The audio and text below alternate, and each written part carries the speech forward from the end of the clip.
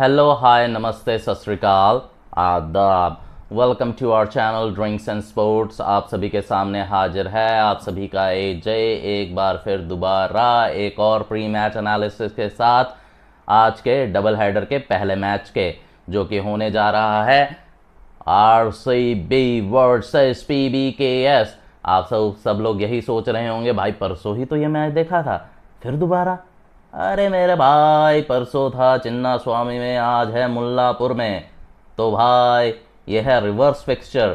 Second round start हो चुका है, मींस कि आधा जो लीग फेज का जो टाइम था, मैचेस थे, वो निकल चुके हैं। अब लीग फेज का अगला पार्ट चालू हो गया है।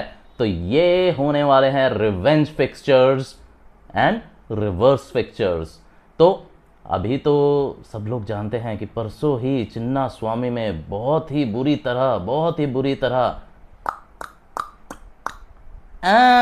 कर दिया था। किसका? आरसीबी का। पंजाब ने 95 रन पे आउट किया था एंड बहुत ही आसानी से मैच जीत लिया था। आरसीबी किसी भी जगह, कहीं भी जगह, कैसे भी नहीं टिक पाई पंजाब के सामने। तो फिर आज फिर दोबारा मिलने वाले हैं, लेकिन फ़र्क क्या है इस साल या इस बार? फ़र्क ये है कि ये मैच होने वाला है बेंगलुरु के लिए, रॉयल चैलेंजर बेंगलुरु के लिए अवे मैच। और अवे मैच वो अभी तक एक भी नहीं हारे हैं। होम पे कोई भी हरा के चला जा रहा है, मतलब घर में चिन्ना स्वामी में कोई भी पीट के चला जा रहा है उन्हें, लेकिन अवे मैचेस में वो कह रहे हैं कि भैया हम ही हैं यहाँ पे, हमसे बड़ा कोई नहीं है, हमसे आगे कोई नहीं है। क्योंकि ये उन्होंने दिखाया है मुंबई के वानखेड़े में, चेन्नई के चेपॉक में और कोलकाता के ईडन गार्डन्स में आइकॉनिक विन्स दर्ज करके। खैर पास्ट की बातें क्या कर रहे हैं मेरे भाइयों, चलो आज के मैच की बात करते हैं, प्रेजेंट की बातें करते हैं और थोड़ा सा डिस्कशन करेंगे कि फ्यूचर में क्या हो सकता है दोनों टीम्स के साथ। तो भाई लोगों, मैच होने जा रहा है मुल्लापुर में, जहां पिछले साल पंजाब का रिकॉर्ड था 72 से 72, लेकिन इस साल वापसी करी है पंजाब ने। बहुत अच्छे मैचेस खेले हैं पंजाब ने मुल्लापुर में। एंड अगर रिकॉर्ड देखा जाए मुल्लापुर का, तो भाई यहाँ के जो पहले 3 मैच, अभी तक आई थिंक 4 मैच खेले गए हैं यहाँ पे, तो 3 मैचेस में अभी तक 200 प्लस स्कोर खड़ा किया गया है फर्स्ट इनिंग्स में। अगर लास्ट मैच को छोड़ दिया जाए तो अभी तक 200 प्लस से नीचे कोई भी टीम नहीं उतरी है। लेकिन लास्ट मैच में जो यहाँ पर खेला गया था PBKS versus Kolkata night Riders, Rajasthan Royals इसलिए आ रही है क्योंकि राजस्थान रॉयल्स ही उतनी बुरी तरह हार रही है, लेकिन दूसरी टीम भी मुझे याद आ गई, वो है कोलकाता नाइट राइडर्स, जो उन्हीं की तरह हार रही है। दोनों ही इनकंसिस्टेंट टीम्स हैं इस आईपीएल की। तो जो पिछला मैच हुआ था यहाँ पे वो था पीबीकेएस वर्सेस केकेआर, और पीबीकेएस ने यहाँ पर 111 डिफेंड कर लिया था। भाई साहब पिच में कोई गलती उस दिन भी नहीं थी, लेकिन उस दिन गलती किसकी थी? बैट्समैन्स की।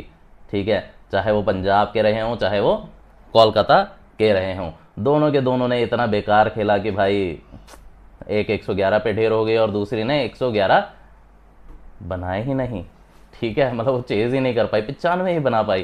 खैर तो आज का मैच जहाँ तक मुझे लगता है मुल्लापुर की पिच बैटिंग पिच ही होती है। एंड मेरा जो अंदाज़ा है वो एक बार फिर दोबारा यहाँ पे 200 प्लस स्कोर बनने वाला है। बिकॉज एक सबसे बड़ी बात यह है कि दिन का मैच है, तो आई थिंक थोड़ा सा स्पिन को मदद मिल सकती है मुल्लापुर में, बट स्टिल 200 प्लस आपको देखने को मिल सकता है। बाकी बात कर लेते हैं फैक्ट्स की। फैक्ट की बात यह है भाई, पिछले मैच में इन्होंने खिलाया था अपने पाजी हरप्रीत ब्रार का रिकॉर्ड आरसीबी के खिलाफ बहुत अच्छा है। एंड जैसा कि आप सब लोग जानते हैं कि आरसीबी की जो बैटिंग लाइनअप है वो राइट हैंडेड बैट्समैन से लेस्ड है, तो दैट्स वाई हरप्रीत बरार वहाँ पर भी कारगर साबित होते हैं। और अगर मैं रिकॉर्ड की बात करूँ हरप्रीत बरार के, तो उन्होंने अभी तक 7 मैचों में 10 विकेट लिए हैं आरसीबी के खिलाफ। ठीक है कि नहीं? 7 मैचों में 10 विकेट लिए हैं आरसीबी के खिलाफ। एंड जो वो भी लगभग 7.5 के इकोनॉमी रेट से। ठीक है, तो बहुत ही बढ़िया रिकॉर्ड है। दूसरे फैक्ट की तरफ चलते हैं, वैसे तो आज मैं ये एक बार फिर दोबारा कहना चाहूँगा, भैया हरप्रीत बरार से बच के रहिए, ठीक है। खैर, और दूसरी एक और फैक्ट सामने आया है, वो है यजवेंद्र चहल का। भाई यजवेंद्र चहल ने आईपीएल 2024 से जो उनका राइट हैंड बैट्समैन के खिलाफ जो स्ट्राइक रेट है वो लगभग 25 का है, लेकिन वही स्ट्राइक रेट उनका लेफ्ट हैंडेड बैट्समैन के खिलाफ लगभग 46 का हो जाता है। तो भाई राइट हैंडेड बैट्समैन के खिलाफ वो बहुत अच्छा चल रहे हैं। एंड बात की जाए तो अगर पहले 4-5 मैचों में भाई वो बिल्कुल भी नहीं लग रहा था ये जो यूजी चहल कि भाई बॉलिंग करा रहा है, सही सी बॉलिंग करा रहा है, ऐसा लग रहा था कि भैया तलाक के बाद भैया वो बहुत ही ज़्यादा सदमे में चला गया है। लेकिन उसके बाद एक नई बंदी आई उसकी ज़िंदगी में, सब लोग जानते ही हैं, ठीक है ना। अरे हेमा आ गई फिर दोबारा उसकी ज़िंदगी में, एंड उस हेमा की बदौलत वो फिर दोबारा जोश में आए एंड लास्ट के 2 मैचेस में बहुत ही ज़बरदस्त परफॉर्म करा, चाहे वो केकेआर के खिलाफ हो चाहे वो आरसीबी के खिलाफ हो। तो भैया यजवेंद्र चहल भी एक बहुत ही मजबूत कड़ी है उनकी, और उनसे भी बच के रहना पड़ेगा आरसीबी को। रेस्ट बात आती है तीसरे खिलाड़ी। अब सब लोग कहेंगे भाई पंजाब के खिलाड़ियों की बात करें, क्योंकि भैया आरसीबी के खिलाड़ियों के पास कुछ नहीं है, ठीक है, उनके लिए कुछ बोलने के लिए कुछ नहीं है एक आधे खिलाड़ी के अलावा। तो दैट्स वाई पंजाब के फैक्ट्स की ही बात कर रहे हैं। एक और फैक्ट है पंजाब का इस साल, वो है श्रेयस अय्यर का, कि वो इस आईपीएल 2025 में अभी तक भी एक भी बार स्पिन के खिलाफ आउट नहीं हुए हैं, और उनका जो स्ट्राइक रेट है स्पिन के खिलाफ वो है लगभग 187 का स्ट्राइक रेट है। मतलब हर एक बॉल में वो 2 रन मारते हैं लगभग, या हर दूसरी बॉल में चौका मारते हैं, या हर तीसरी बॉल में छक्का मार देते हैं, ठीक है। तो ये उनका स्ट्राइक रेट है, और अभी तक एक भी बार स्पिन में आउट नहीं हुए हैं। लेकिन खुशी की बात यह है बैंगलोर के फैंस के लिए, बिकॉज क्योंकि कुरनल पांड्या, जो कि कुरनल पांड्या हैं आरसीबी की टीम में, पहले 2-4 मैचों में अच्छे चल रहे थे, लेकिन उसके बाद बहुत ही गंदा पिटना चालू हुए हैं वो। लेकिन उन्होंने अभी तक श्रेयस अय्यर को अपने खिलाफ रन नहीं बनाने दिए हैं, और बहुत ही कंजर्वेटिव रखा है, बहुत ही कंजर्व रखा है उन्हें अपने खिलाफ। एंड फैक्ट्स तो बस यही हैं मेरे भाइयों, क्योंकि इसके अलावा और कोई फैक्ट्स है नहीं है। अगर आरसीबी की बात करूं तो जैसा मैंने पिछले परसों के अपने प्री मैच एनालिसिस में भी बोला था कि फिल सॉल्ट जो हैं इस साल के सबसे ज़्यादा रन, पावर प्ले में सबसे ज़्यादा रन मारने वाले खिलाड़ी हैं। एंड आई होप सो एक बारी वो फिर दोबारा आरसीबी को एक अच्छी शुरुआत देंगे एंड फिर दोबारा उन्हें जीत की तरफ लेके जाएंगे। मुझे फिल सॉल्ट के अलावा किसी भी बल्लेबाज से इतनी ज़्यादा आस नहीं है। फिल सॉल्ट है, देन आपके रजत पाटीदार। मैंने पहले भी बोला था कि ये दोनों मेरे फेवरेट बैट्समैन हैं इस साल के।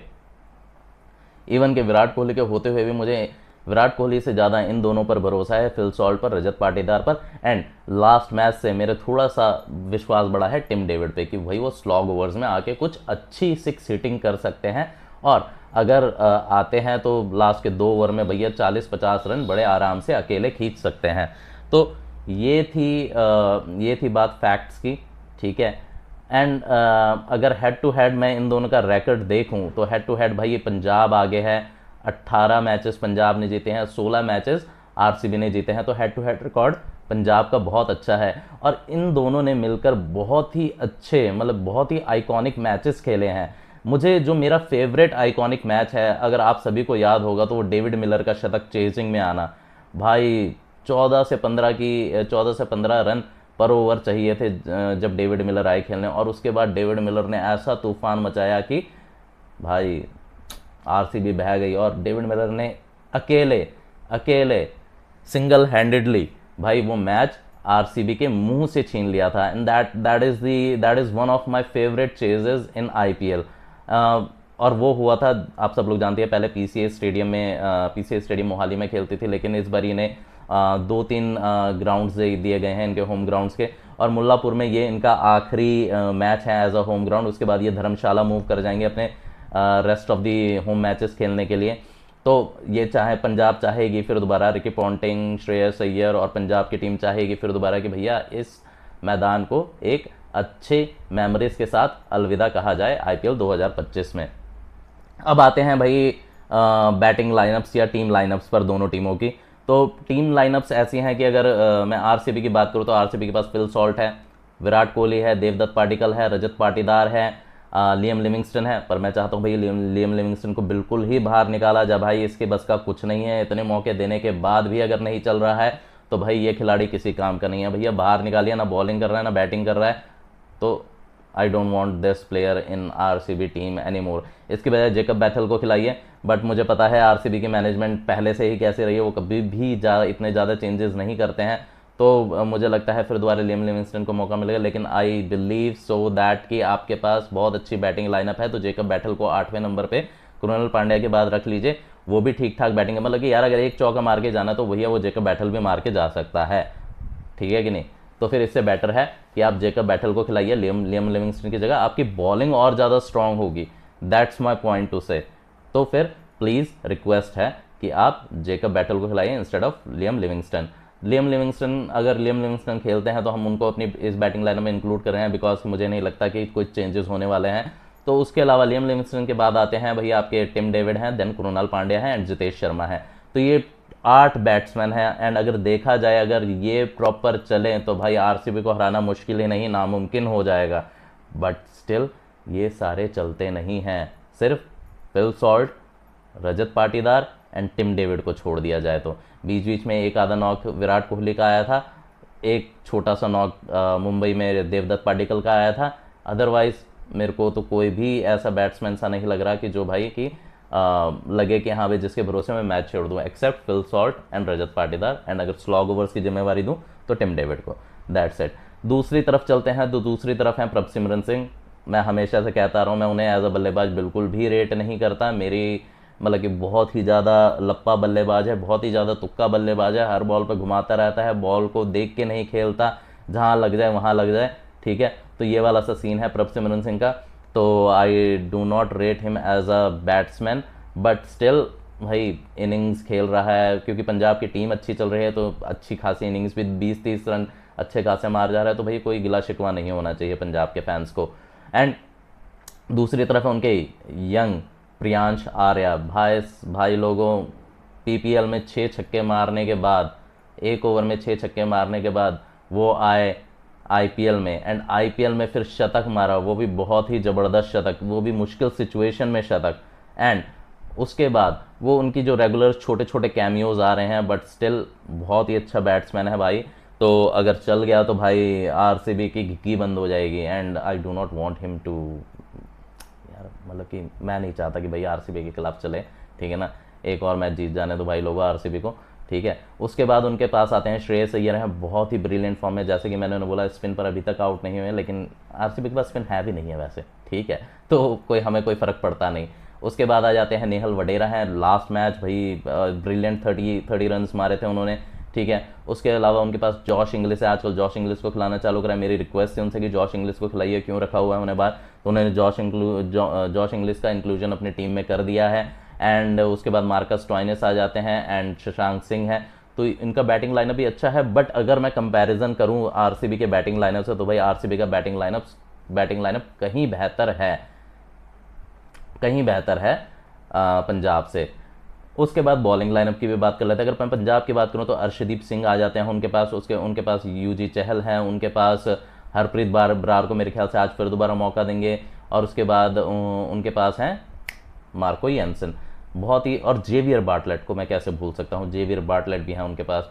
तो जेवियर बार्टलेट हैं, मार्को यंसन हैं, अर्शदीप सिंह हैं, यूजी चहल हैं, हरप्रीत बरार, तो ये 5 बॉलर हैं। मार्कस टॉइनिस भी इधर उधर बॉलिंग कर सकते हैं, मतलब कि अगर ज़रूरत पड़े तो वो भी एक छठे बॉलर की भूमिका निभा सकते हैं। बट स्टिल उनके जो 4-5 बॉलर हैं वो अच्छे खासे ठीक ठाक फॉर्म में हैं, तो कोई दिक्कत नहीं होनी चाहिए उन्हें।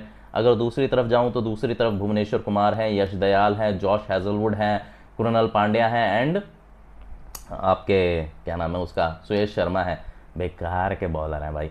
जॉश हैजलवुड और भुवनेश्वर कुमार को छोड़ के मुझे नहीं लगता कि भाई कोई मतलब कि यार चलो फास्ट यश दयाल भी अच्छे हैं, मतलब 3 बॉलर इनके पास अच्छे हैं, बट एक प्रॉपर स्पिनर की जो कमी खल रही है आरसीबी को, ये हमने ऑक्शन के टाइम पे भी बोला था कि भाई एक प्रॉपर स्पिनर नहीं है, एक प्योर स्पिनर होना चाहिए टीम के अंदर, जो आपको किसी भी मोड़ पर आपको मैच जिता सके, ऐसा स्पिनर नहीं है आरसीबी के पास। सुयश शर्मा और कुणाल पांड्या के भरोसे आप मैच नहीं जीत सकते हैं, किसी भी हालत में नहीं जीत सकते हैं भाई, किसी भी हालत में नहीं जीत सकते हैं। That is the reason I want that Liam Livingstone को हटाओ, बॉलिंग तो आप उससे करवा ही नहीं रहे हो, एक फास्ट ऑप्शन और रखो। जेकब बैटल यंग लड़का है, इंग्लैंड का, अच्छा खेलता है, मैंने T100 में भी देखा था। तो भाई he is a good player, he is a good player. And भाई वही बात है ना कि मैं चाहता हूँ कि यार अगर आप एक दो चौके छक्कों की आस अगर आप लियम लिविंगस्टन से रख रहे हो तो भाई इससे बेटर है जेकब बैटल को खिलाओ भाई, वो भी एक दो दो चार चौके छक्के मार सकता है और उसके बाद बहुत ही अच्छी बॉलिंग कर सकता है। जॉश हेजलवुड, भुवनेश्वर कुमार, यश दयाल के साथ Jacob battle 4 quality fast bowler हो जाते हैं। एंड अगर 4 क्वालिटी फास्ट बॉलर हैं तो आपके पास जो छठे बॉलर की जो आपको कमी खल रही है वो भाई आपको कमी नहीं खलेगी, बिकॉज कि अगर सुयश शर्मा पिट जाते हैं तो 2 ओवर उनसे कराइए, 2 ओवर कृणाल पांड्या से कराइए, अगर दोनों में से कोई चल जाता है तो 4 ओवर उनसे कराइए, एक आधे फास्ट बॉलर का या पेस बॉलिंग के ओवर कम कर दीजिए, आप मैनेज कर सकते हैं अगर आप जेकब बैटल को खिलाइए। बट मेरा मानना है कि भैया आपको लियम लिविंगस्टन को टीम से निकालना पड़ेगा। आपके पास अच्छे बैट्समैन है, लियम लिविंगस्टन की जगह जितेश शर्मा को भेजिए, जितेश शर्मा के बाद भाई आप टिम डेविड को भेजिए, टिम डेविड के बाद आप कृणाल पांड्या को भेजिए, नहीं तो कृणाल पांड्या को ऊपर भेज दीजिए भाई लियम लिविंगस्टन की जगह। कृणाल पांड्या भाई ठीक ठाक खेल सकता है, थोड़ी 2-4 बॉलों से खेलने को मिलेंगी। एंड देन कृणाल पांड्या के बाद आप जितेश शर्मा को भेज सकते हैं, देन टिम डेविड को जैसे भेज रहे हैं, एंड देन जेकब बैटल। भाई that will be also good team and good batting lineup as well as it will make your bowling lineup strong. Okay तो ये था मेरा मानना। खैर जो करने वाले हैं वो तो भैया मैनेजमेंट ही करेगी, ठीक है कि नहीं। पंजाब की टीम तो जो मैंने आपको बताई वही रहने वाली है, मोस्ट प्रोबेबली एक आधा चेंजेस इधर उधर हो सकता है, उसका मैं कह नहीं सकता। बट आरसीबी की टीम में मैं एक चेंज जरूर चाहता हूँ, वो है लियम लिविंगस्टन का एक्सक्लूजन एंड जेकब बैटल का इंक्लूजन। तो ये मैं चाहता हूँ, इसको कंसिडर कीजिए, प्लीज़ कंसिडर कीजिए एंड इस पे अमल कीजिए, आप ही को फ़ायदा होगा और आप हमारे जो आरसीबी के फैंस हैं वो भी खुश होंगे। खैर आगे बढ़ते हैं, ज़्यादा देरी ना करते हुए बता देते हैं कि भाई किसके जीतने के ज़्यादा चांसेस हैं या क्या स्कोर प्रेडिक्शन रहने वाला है। तो मेरे भाइयों अगर फॉर्म के हिसाब से देखा जाए तो भाई पंजाब बहुत अच्छे फॉर्म में लग रही है। मतलब अगर फॉर्म, वैसे तो आरसीबी भी फॉर्म में ही है बट उनका अवे फॉर्म बहुत अच्छा है, लेकिन होम फॉर्म बहुत ही बेकार है, बहुत ही बेकार है, ठीक है। लेकिन पंजाब ठीक है एक आधा मैच हारी है इधर उधर, लेकिन भाई एज अगर यूनिट के हिसाब से खेल रहे हैं वो एंड बहुत ही अच्छा परफॉर्म कर रहे हैं रिकी पॉन्टिंग की कोचिंग में और श्रेयस अय्यर की कप्तानी में। तो दूसरी तरफ कहीं कहीं ऐसा लगता है कि भाई आरसीबी कहीं कहीं हाथ छोड़ जाती है, मतलब कि कंधे उनके ढीले पड़ जाते हैं अगर उनको कोई मार पड़नी चालू कर जाती है, तो मतलब कि वैसा सा जोश सा नहीं नज़र आ रहा जैसा कि पंजाब में नज़र आता है। एंड अगर बात भी कर ली जाए तो 7 में से 5 मैच पंजाब ने जीते हैं और 7 में से 4 मैच आरसीबी ने जीते हैं। तो ठीक है, अगर आरसीबी अच्छा खेले, अगर आरसीबी की टीम प्रॉपर यूनिटी के साथ खेले तो भाई आरसीबी को हराना बहुत ही मुश्किल है, बहुत ही अच्छी टीम है आरसीबी की। एंड स्कोर प्रेडिक्शन की बात करें तो स्कोर प्रेडिक्शन भाई मुल्लापुर में मैच है, मुझे नहीं लगता कि लास्ट टाइम जैसा हमें मैच देखने को मिलेगा, मतलब कि 111 वाला मैच मेरे को तो नहीं लगता कि वैसा मैच हमें देखने को मिलेगा, बिकॉज कि दोनों की बैटिंग लाइनअप स्ट्रॉन्ग है। तो और दिन का मुकाबला भी है, तो मोस्ट प्रोबेबली सूखी पिच, ड्राई पिच मिलने वाली है। थोड़ा बहुत स्पिनर्स को मदद कर सकती है बट इससे ज़्यादा कुछ नहीं। स्विंग सीम मुझे नहीं लगता कि देखने को मिलेगा। तो राउंड अबाउट 200 मैं जो अपना स्कोर प्रेडिक्ट करूंगा, मैं थोड़ा सा 200 प्लस के उसमें ही जाऊंगा, तो मैं 206, मेरे को लगता है कि 206 का स्कोर बनेगा आज के मैच में। तो 206 का स्कोर मैं लेके चल रहा हूँ फर्स्ट इनिंग में, और वो चेज हो सकता है, कोई बात नहीं है। तो दोनों टीम्स के फैंस को कोई घबराने की जरूरत नहीं है। अगर 200 प्लस का टोटल भी बन जाता है फर्स्ट इनिंग में तो दोनों टीम्स के फैन को घबराने की बिल्कुल भी जरूरत नहीं है, क्योंकि वो चेजेबल टोटल है मुल्लापुर की पिच पर। खैर जीतने कौन वाला है भैया, I am always with RCB. मैंने जैसा कि बोला था मैं 3-4 टीमों को फॉलो करता हूँ, KKR, RCB, CSK and SRH इस साल, ठीक है। तो ये मेरी 4 फेवरेट टीम्स हैं, ठीक है। 2 तो मेरे को लगता है लगभग बाहर ही हैं, तीसरी भी बाहर ही है, मतलब एसआरएच तो लग रहा है बाहर ही हो गई है, सीएसके भी लगभग उनके पास टीम ही नहीं है तो वो भी बाहर ही है। एंड KKR भी इतनी इनकन्सिस्टेंसी के साथ खेल रही है, तो मुझे लग रहा है वो भी बाहर ही हो जाएगी, बशर्ते एकदम ही भैया वो हैरी पॉटर वाला जादू जादू हो जाए, ठीक है, तो कह नहीं सकता। लेकिन अभी तक तो मुझे वो तीनों टीमें बाहर ही लग रही हैं इस सीज़न के IPL प्लेऑफ से। तो एक इकलौती टीम रह जाती है जिसको जिसको मैं सपोर्ट कर सकता हूँ, दैट इज़ दी RCB, जो लग रही है थोड़ी बहुत कि भाई पहुँच सकती है। तो I am supporting RCB to get into play offs. And always अगर वैसे भी अगर कोई भी टीम खेलेगी तो और अगर RCB के अगेंस्ट खेलेगी तो I will always support RCB because I am RCB fan, ठीक है। बशर्ते अगर CSK खेल रही हो तो मतलब CSK के साथ थोड़ा सा चक्कर सा पड़ जाता है कि धोनी को सपोर्ट करें कि भाई बैंगलोर को सपोर्ट करें। I am not that hardcore Kohli fan, but still मेरे को वो उस टाइम से RCB पसंद है यार। वो क्रिस गेल, AB डिविलियर्स, ओहो हो भाई, क्या मतलब कि मैं AB डिविलियर्स का फ़ैन था तो इसलिए फ़ैन हूँ, ठीक है। तो इसलिए भाई कि जब तक AB मतलब one of the best batsman cricket has ever seen, AB de Villiers, and that is the reason I love RCB। And उसके बाद जब वो हो जाता है ना, जब पसंद आने चालू हो जाते तो फिर भाई हटना बहुत मुश्किल है, तो दैट इज़ द रीज़न। लेकिन हाँ, अगर CSK और RCB खेलती है तो उसमें थोड़ा सा दिक्कत है, but still I am RCB fan. तो मैं हमेशा से सपोर्ट करूंगा कि भैया RCB जीते, आज का मैच जीते, प्ले ऑफ सीज़न जीतना मतलब IPL ट्रॉफी जीतना ना जीतना एक अलग बात है, लेकिन हम ये चाहते हैं कि भाई लड़ के जाओ आप ऊपर, ये हाथ मत छोड़ो, हाथ मत छोड़ के बाहर हो जाओ, ठीक है, कंधे मत ढीले छोड़ो भाई, परफॉर्म कीजिए, अपने फैंस को खुशी का मौका दीजिए भाई। हारो भी तो लड़ के हारो, बिल्कुल लास्ट मैच जैसा काम नहीं होना चाहिए। तो फिलहाल के लिए अभी इतना ही, मिलते हैं शाम के मैच में, बिकॉज शाम का मैच भी बहुत बड़ा होने वाला है, CSK वर्सेस MI। एंड तब तक के लिए अलविदा, थैंक यू, धन्यवाद, जय हिंद।